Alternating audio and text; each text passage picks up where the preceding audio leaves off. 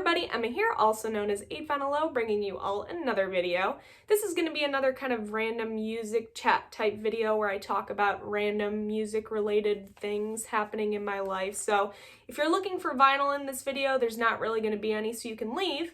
However, if you want to hear some cool music stories and hear what I did over the 4th of July weekend, then this is the video for you, as 90% of you hop out of here. Anyway. This video is also dedicated to Kevin. Kevin, it was so nice meeting you on Sunday. Appreciate you watching the channel and taking the time out to say hi. Hopefully I catch you at another Cheap Trick show soon. I'm sure that that's going to happen sometime in the near future. So it was great meeting you, and you wanted a recap, so here you go. We're going to talk about car rides, we're going to talk about Cheap Trick, we're going to talk about meetups, vinyl community meetups today in this video, so it's going to be kind of all over the place, and hopefully I keep this rather quick and to the point, and we don't ramble off for a long time. Alright, so what did I do over 4th of July weekend? Well, went to Green Bay, Wisconsin. Okay, I'm in Illinois. We took a road trip up to Green Bay, Wisconsin to see my first Cheap Trick show since fall of 2019. I think my last Cheap Trick show was like in September of 2019 when they were touring with ZZ Top. I really do think that's the last show that I went to. Obviously, I've seen Rick Nielsen performing with the Nielsen Trust. The last time I saw right before the pandemic was December of 2019, so it's still been a long time. And then I was able to see the Nielsen Trust on their last kind of June tour here, play a couple of shows, so that was really fun. But in terms of Cheap Trick, this was my first show since fall of 2019, so I was like buzzing the whole drive up. So we got to Green Bay. I was hoping to do some record shoppings, but we got there kind of late, and because I'm crazy, and since it was a general admission show, we got there kind of early, waited out in line, saw some familiar faces, which was awesome. I don't know if any of you watch my channel, but if you do, let me know. And that was about it. So we waited in line, seen my first Cheap Trick show in a million years, got in, got the spot that I love, barricade right in front of Rick. It doesn't get any better than that. And it was just an absolutely amazing comeback show. I know they've performed a couple of times before then, but I mean, this was maybe show number 3, 4 for them since they came back, so just super exciting. Of course, they played a couple of songs off of their new release, In Another World. They played Boys and Girls in Rock and Roll, The Summer Looks Good on You, which has been out for a few years now, and Light Up the Fire. So I love Boys and Girls in Rock and Roll. That's one of my favorite songs off of the album. Same with Light Up the Fire, so you cannot go wrong with those two songs. But it was just unreal. I know that in the Cheap Trick world, you know, some people were complaining about how they've been playing since they've been back. Well, we just got out of a pandemic. First off, we just got out of a pandemic. Second off, they're still around. Third off, I'm sure it's a little difficult right now. I don't know for those who follow Cheap Trick if you're not as diehard as kind of I am, but Tom Peterson, their bassist, he had open heart surgery a few months back, so he hasn't been able to tour with them here on this coming tour. I don't know when he's going to be back. I really hope that he's back soon, but the most important thing is that he's doing okay and he's trying to stay healthy. So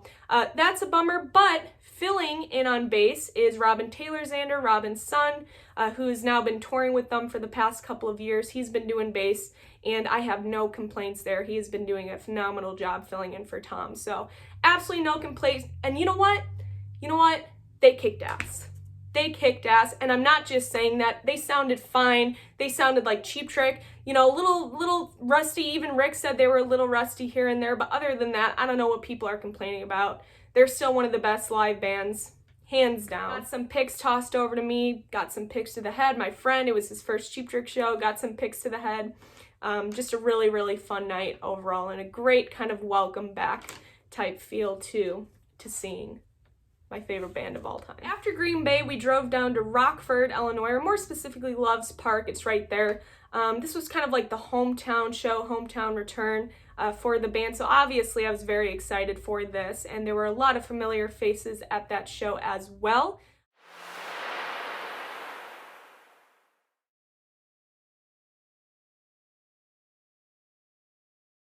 There was a festival for 4th of July called Long Play Music Fest. They had a couple of bands play there, and then of course Cheap Trick capping off the festival on July 4th, headlining with fireworks and all of that fun stuff. So we drove to Rockford or Loves Park, and we got to the festival, and I'm not even going to ramble about how that setup was. I was not a fan of how they went about selling those tickets, and there were 3 different tiers. There was just a general admission, cheap ticket, I think it was $17. So people that paid $100+ for VIP tickets, which gets you side stage access and private bathrooms. Such a scam. They like shoved those VIPs all the way off to the side. Like all the way off to the side. I mean, there was not a good VIP. If I got those VIP tickets, I would have been pissed. you basically paid $100 for air-conditioned bathrooms, okay?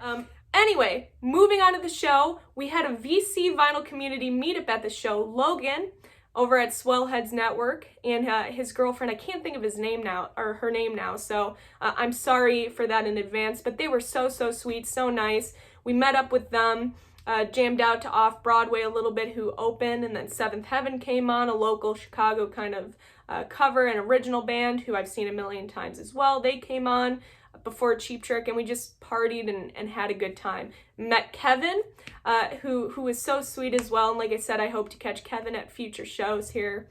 I have a couple more in the near future, so maybe I'll see you there.